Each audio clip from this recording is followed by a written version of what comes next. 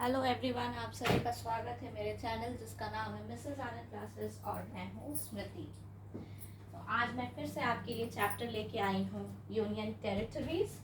Polity का ये chapter है और ये भी काफ़ी इंटरेस्टिंग चैप्टर है और इम्पोर्टेंट भी। लास्ट हमने क्या किया था आप लोगों को याद होगा। लास्ट चैप्टर हमने लोकल सेल्फ गवर्नमेंट पे किया था, पंचायती राज एंड म्यूनिसिपैलिटीज। वो सेक्शन कंप्लीट हो चुका है। हम लोग आज नेक्स्ट सेक्शन पे जाते हैं, दैट इज सेक्शन 6, जिसमें यूनियन टेरिटरीज आज हम लोग स्टार्ट करेंगे। चलिए, under article 1 of the constitution the territory of India comprises 3 categories of territories: territories of the states, union territories, and territories that may be acquired by the government of India at any time. At present, there are 28 states and 8 union territories and no acquired territories. ठीक है? The states are the members of the federal system in India and share a distribution of power with the center. तो states जो है वो members हैं federal system के, और वो distribution जो power है वो center के साथ distribute है. The union territories, on the other hand, are those areas which are under the direct control of the center. उसमें state का कोई रोल नहीं है. ठीक है? यूनियन टेरिटरीज हमारे 8 हैं. ठीक है?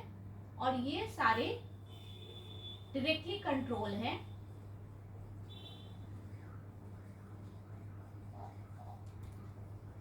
सेंटर के. ठीक है? स्टेट का कोई भी रोल नहीं है. ओके? आर्टिकल 1 में हम यूनियन टेरिटरीज के बारे जानते हैं. ठीक है?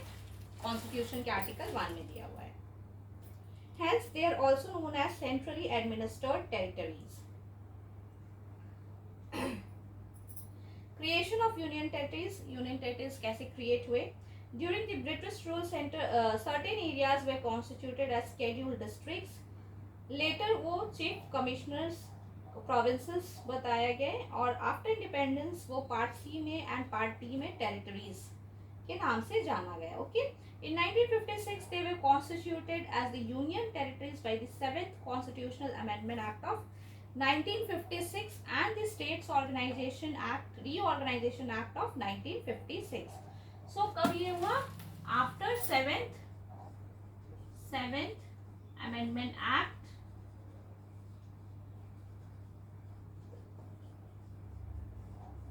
1956 के बाद हम लोग यूनियन टेरिटरीज बोलना शुरू किए. Okay? 10 Himachal Pradesh, Manipur, Tripura, Mizoram, Arunachal Pradesh and Goa which are states today, जो कि अभी स्टेट्स है, पहले यूनियन टेरिटरीज थे. ठीक है?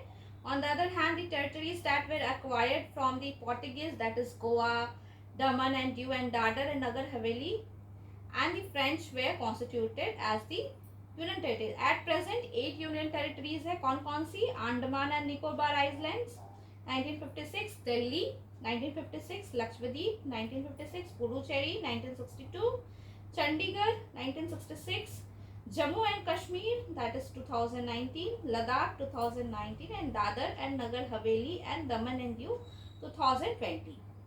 Till 1973, Lakshadweep was known by the name of Lakshadweep. Okay, Minishoy and Amin Devi Islands. In 1992, Delhi was redesignated as the National Capital Territory of Delhi. Till 2006 तक पुडुचेरी को हम लोग पौंडीचेरी बोलते थे. ठीक है? यूनियन टेरिटरी क्यों क्रिएट किया गया? इसका नेसेसिटी क्या था? हम लोग क्यों इसको क्रिएट किए? रीजंस क्या था? तो पहला क्या है रीजन है? Political and administrative consideration, Delhi और चंडीगढ़ के लिए. कल्चरल डिस्टिंक्टिवनेस, इसके लिए है पुडुचेरी, दादर, नगर हवेली, दमन एंड दीव. स्ट्रैटेजिक के लिए हम लोग Andaman and Nicobar islands and Lakshadweep. Special treatment and care of the backward and tribal people के लिए मिजोरम, मणिपुर, त्रिपुरा, अरुणाचल प्रदेश को किए थे, बट लेटर भी उसको स्टेट्स बना दिया गया. ठीक है? In 2019, the erstwhile state of Jammu and Kashmir, 2019 में क्या हुआ? जम्मू एंड कश्मीर को बाइफरकेट कर दिया 2 सेपरेट यूनियन टेरिटरीज से, जो कि Jammu and Kashmir, the union territory of Jammu and Kashmir and the union territory of Ladakh. तो 2019 में बाइफरकेट किया गया. किसे? जम्मू एंड कश्मीर को दो यूनियन टेरिटरी में, union territory Jammu and Kashmir and union territory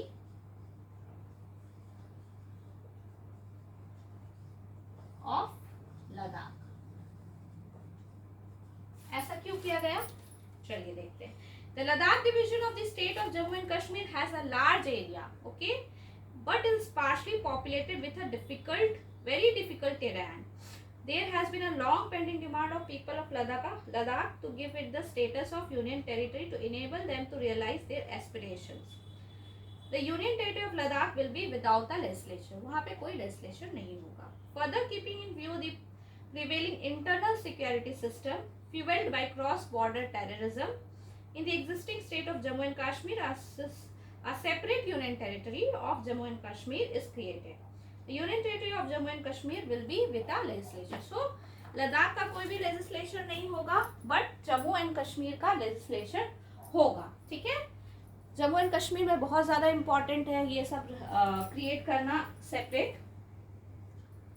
अब देखिए 2020 में भी Dadar and Nagar Haveli and union territory of Daman and Diu को अलग अलग थे, जिसमें एक में ही कर दिया गया नगर Haveli and Daman and Diu को।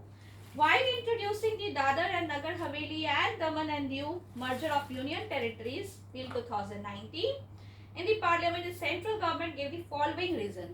क्यों मर्ज किया गया?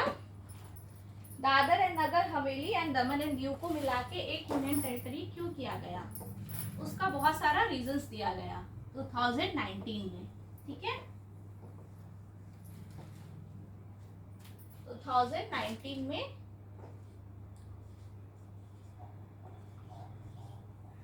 Dadar and Nagar Haveli and Daman and Diu को मर्ज किया गया। क्यों? इसके रीजंस क्या क्या थे? दोनों का जो एडमिनिस्ट्रेटिव सेटअप था वो ऑलमोस्ट सिमिलर था, share a lot in terms of administrative setup, history, language and culture, इसीलिए, ठीक है। Besides this, there are two secretariats and parallel departments which consume infrastructure and manpower in each union territory. देखिए, अब अगर दो union territory रहता तो वहाँ पे मैन पावर भी चाहिए, ठीक है, इंफ्रास्ट्रक्चर भी चाहिए। The administrator, secretaries and heads of certain department functions in both the union territories. तो जो क्या था, सिमिलैरिटी था, जो भी हेड्स थे, सेक्रेटेरिएट्स थे, वो दोनों यूनियन टेरिटरी के बहुत सारे फंक्शंस के सेम थे, तो इसलिए उसको मर्ज कर दिया गया। Having two separate constitutional and administrative entities in both the union territories leads to a lot of duplicacy. तो बहुत ज़्यादा duplicacy हो रहा था, इसलिए उसको merge कर दिया गया। In view of the policy of the government to have minimum government and maximum government, so ये एक policy है government का जिसमें minimum government हो लेकिन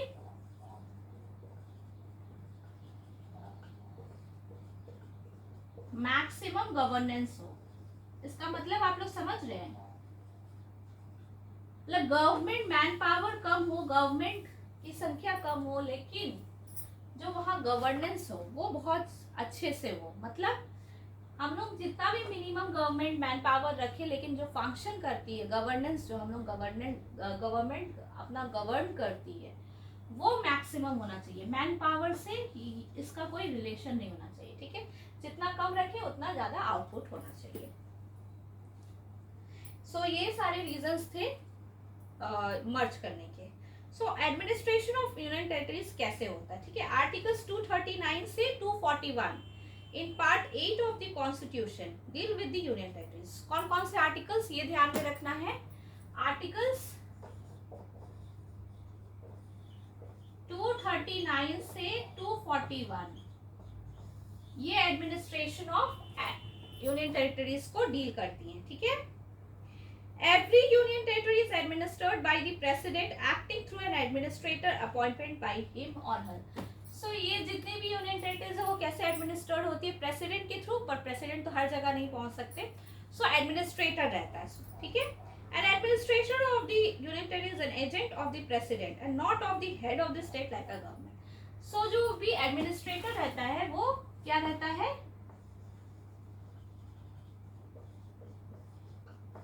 प्रेसिडेंट का एजेंट रहता है, वो गवर्नर नहीं होता है, ठीक है। The president can specify the designation of administrator, तो प्रेसिडेंट स्पेसिफाई करते हैं क्या डेजिग्नेशन होगा एडमिनिस्ट्रेटर का। वो कुछ भी हो सकता है, it may be lieutenant governor और चीफ कमिश्नर और administrator. At present it is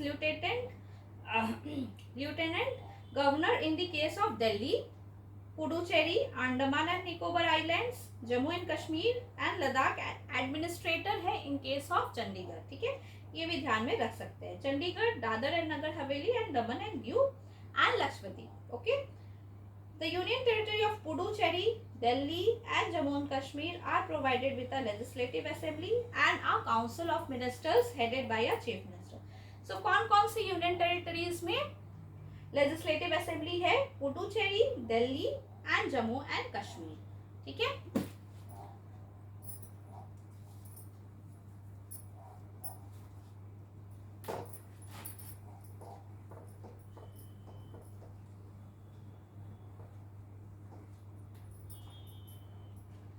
किसमें लेजिस्लेटिव असेंबली है? 1 सेकेंड, मुझे लगता है मेरा पुडुचेरी में है,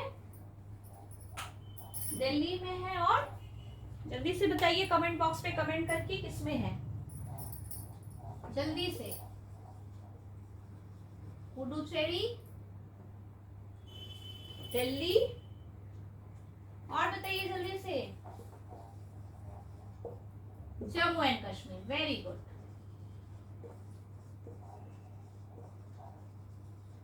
सो ये तीनों में लेजिस्लेटिव असेंबली है, ओके। चीफ मिनिस्टर भी हैं।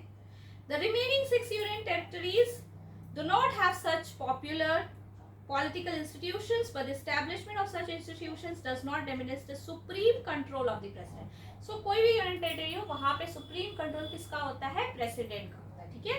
The parliament can make laws on any subject of the 3 list, including the state list for the union territories. तो पार्लियामेंट क्या है? यहाँ पे तीनों सब्जेक्ट के जो भी लिस्ट होते हैं, हम लोग के 3 टाइप के लिस्ट होते हैं, union list, state list and concurrent list. तो जो पार्लियामेंट है in case of union territories, ये तीनों लिस्ट में लॉज बना सकती, ठीक है। This power of parliament also extends to Puducherry, Delhi and Jammu and Kashmir. So ये तीनों में भी ये पावर है, पार्लियामेंट किसी भी 3 लिस्ट से क्या बना सकती है? लॉज बना सकती है, ठीक है। किसी भी 3 लिस्ट में से लॉज बना सकती है, ठीक है। अगर आपको मेरा चैनल अच्छा लग रहा हो, मेरे वीडियोस अच्छे लग रहे हो, इंफॉर्मेटिव लग रहे हो, तो आप क्यों सब्सक्राइब करने में लेट करते हो? प्लीज जाके सब्सक्राइब बटन को क्लिक कीजिए और मिसेस आनंद क्लासेस को सब्सक्राइब कीजिए और अपने फ्रेंड्स के साथ भी शेयर कीजिए। मैं अच्छे से चैप्टर्स को एक्सप्लेन करती हूँ। उसके बाद मैं उसके ऊपर, उसी चैप्टर के ऊपर एमसीक्यूज कराती हूँ, वो भी जो प्रीवियस ईयर क्वेश्चंस पूछे जा चुके हैं यूपीएससी एग्जाम्स में, ठीक है। तो आप लोग बहुत ज़्यादा लेट करते हो मेरे चैनल को सब्सक्राइब करने के लिए और अपने फ्रेंड्स के साथ शेयर करने में भी, तो कृपया करके आप लोग जल्दी से जाइए और लाइक और शेयर बटन को क्लिक कर दीजिए।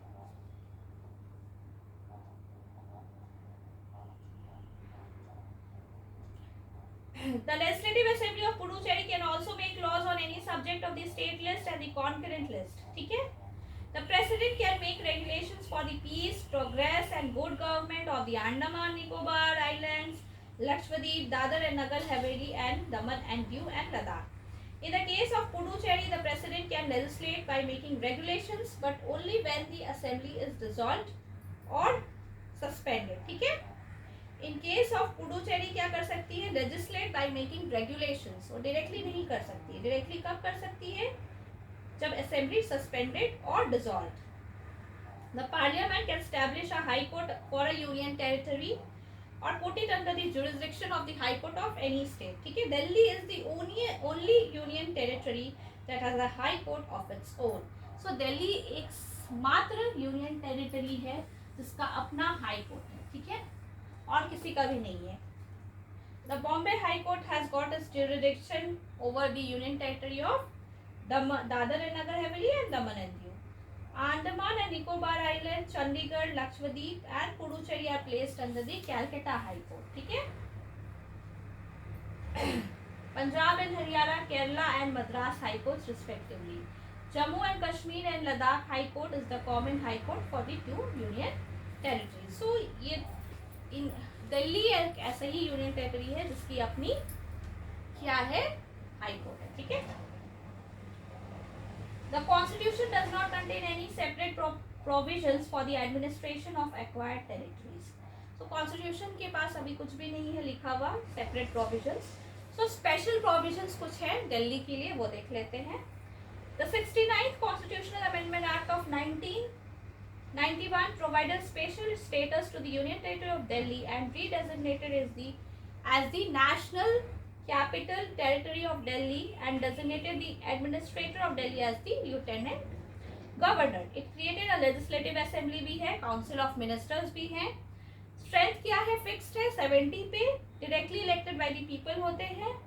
Elections are conducted by the Election Commission of India, जैसे हर चीज में होता है. The Assembly can make laws on all the matters of the state list and the concurrent list except the three matters of the state list, that is public order, police and land.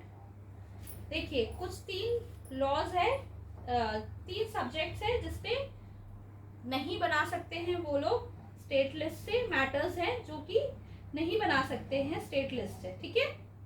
3 matters ऐसे state list में जिसमें से वो laws नहीं बना सकते, that is public order, police and land. Strength of the Council of Ministers का भी फिक्स्ड है 10% of the total strength of the Assembly. Okay, that is 7. 1 chief minister होंगे, 6 other ministers होंगे. The chief minister is appointed by the president and not by the lieutenant government. So एक point जो important है, जो भी chief minister है वो किससे अपॉइंट होते हैं,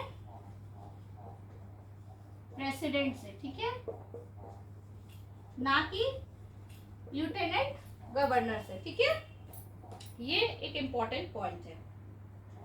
The other ministers are appointed by the president on the advice of the chief minister. ठीक है. The ministers hold office during the pleasure of the president.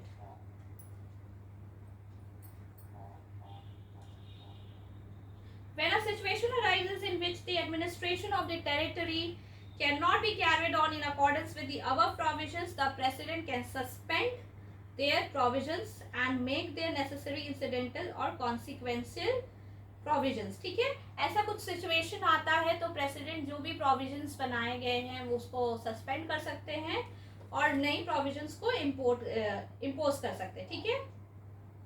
This provision resembles Article 356 which deals with the imposition of President's rule in the state. So हम लोग पढ़ेंगे आगे जाके President's rule क्या होता है, जो कि आर्टिकल 356 में बताया गया है. ठीक है, ये है article 356 for President's rule.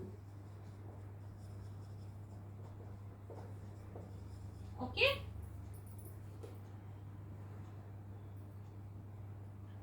The lieutenant governor is empowered to promulgate ordinances during recess of the assembly. An ordinance has the same force as an act of the assembly. ठीक है. Every such ordinance must be approved by the assembly within 6 weeks from its re-assembly. Okay. So advisory committees भी होती है union territories की. For example, Ministry of Home Affairs is the nodal ministry for all matters of union territories relating to legislation, finance and budget, services and appointment of lieutenant governors and administrations. ठीक है. Ministry of Home Affairs याद रखना है. All the 5 UTs without legislature, that is Andaman, Nicobar, Chandigarh, Dadar, Nagar Haveli and Daman and Diu have the forum of home ministers. जिसमें भी legislature नहीं है, that is 5 UTs, उनके पास क्या है, होम मिनिस्टर्स एडवाइजरी कमेटी या फिर administrators advisory committee. While Home Minister Advisory Committee is chaired by the Union Home Ministry, AAC, that is Advisory Committee, Administrators Advisory Committee is chaired by the Administrator of the concerned UTs. So ये भी एक important point है.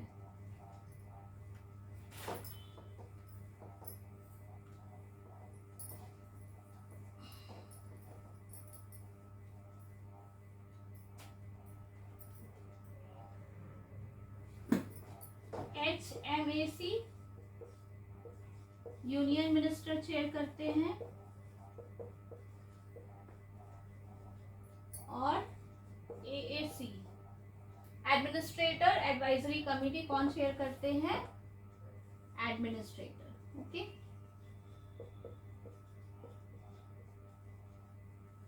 ठीक है। The members of the parliament, elected members from the local bodies of the respective duties are members of these committees. So members of parliament and elected members, ये सारे members होते हैं इनके members committees के। This committees discusses the general issues relating to social and economic development of the union territories. So इसी के साथ ये chapter finish होता है। इसके ऊपर भी हम लोग MCQ solve करेंगे जो भी previous year में आए हैं, या फिर कुछ short MCQs, ताकि हम लोग इस chapter को revise कर सकें। ठीक है, नेक्स्ट क्लास में हम लोग करेंगे chapter number 42, that is scheduled and tribal areas. ठीक है, ये चैप्टर भी ज़्यादा बड़ा नहीं है, तो एक ही क्लास में ये भी फिनिश हो जाएगा। ठीक है, तो आप लोग को अगर वीडियोस अच्छे लग रहे हो, इन्फॉर्मेटिव लग रहे हो, तो फटाफट जाके सब्सक्राइब बटन पे मेरे चैनल को मिसेस आनंद क्लासेस को सब्सक्राइब कर दीजिए। और आपको अगर कुछ डाउट्स है या फिर आपको कुछ एक्स्ट्रा चाहिए मुझसे इंफॉर्मेशन, तो आप मेरे कमेंट बॉक्स पे भी कमेंट्स कर सकते हैं। Thank you for watching my video. Have a great day.